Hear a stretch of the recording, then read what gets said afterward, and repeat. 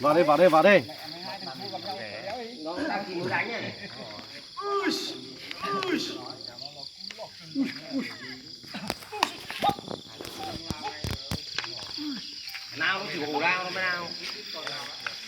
Tỉnh rau đó.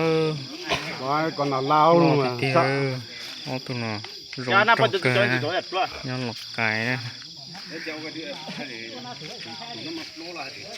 Tại kia nó sân gió. Mình cho phãi nó Chỉ ở đây kia. Sai này sai vô chả đó chả nó mà. Con kia sắp cháy rồi.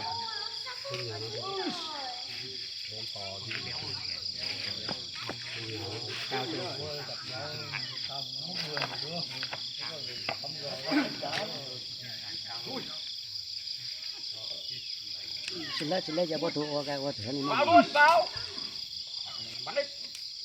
Vào đây.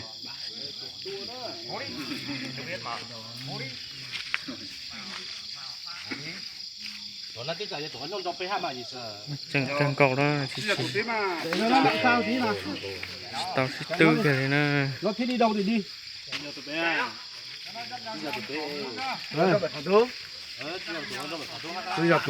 Tự nhiên đó, ít to cậu la đó. Tự lo được tiền rồi. Chỉ ở đây kia đó, sai dùng chả đó, gì một sai chả đó.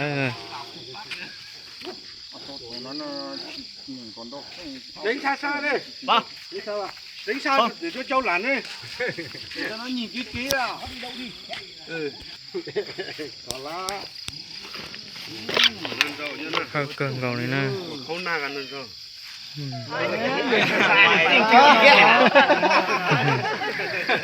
Lại, tôi chỉ是来去到新岛了，知道吗？cùng một thay thôi. Châu này trồng một chuồng ra lúa gì hả chị? Mày biết làm sao cũng biết làm chứ.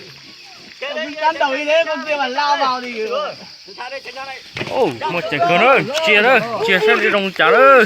Ôi yo, ôi. Chia đó. Một chén cơm chia đó. Chia đó.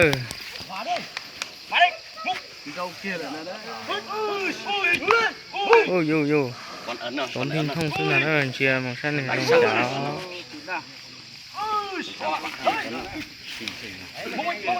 Nhắc thanh nhúng. Nhắc sinh nổi. ông này khôn thật chọn cho ngon đấy. Ôi yo. Ô, rõ một chén cơm gỗ nữa. Kia một sang thì rong chả đó. Là đi, khách thảo chúng mày ai cũng tranh 100 triệu thì làm đây. Cho nó tự lo được tiền rồi. Ôi yo, chỉ ở đây kia rồi. Xe nửa xe này rong chả đấy.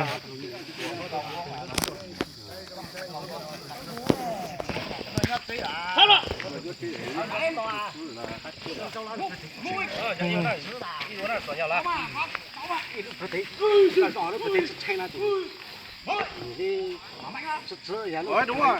Nhả đi, đánh. Ôi dồi.